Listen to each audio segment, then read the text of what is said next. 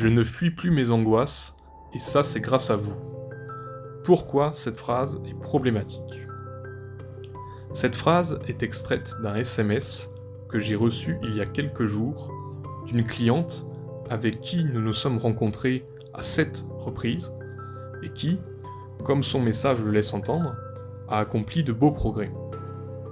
La seule chose qui me dérange dans ce SMS est que ma cliente semble présenter un locus de contrôle externe, autrement dit, elle attribue la causalité de son succès à des forces extérieures, à savoir la psychothérapie et son thérapeute.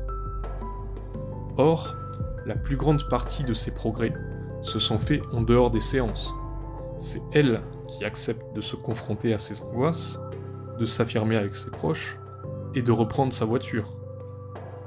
Je suis incapable de le faire pour elle. D'un côté, il est vrai que ce contexte thérapeutique favorise le changement, mais de l'autre, la seule personne capable de mettre en œuvre ce changement, c'est bien elle.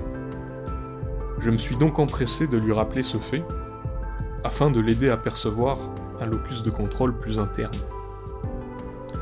Et oui, puisque dans le meilleur des cas, si vous voyez votre psy une fois toutes les semaines, vous passez 1 heure de votre temps avec lui ou elle. Ce que vous faites des 167 heures restantes, dans la semaine, ne dépend que de vous.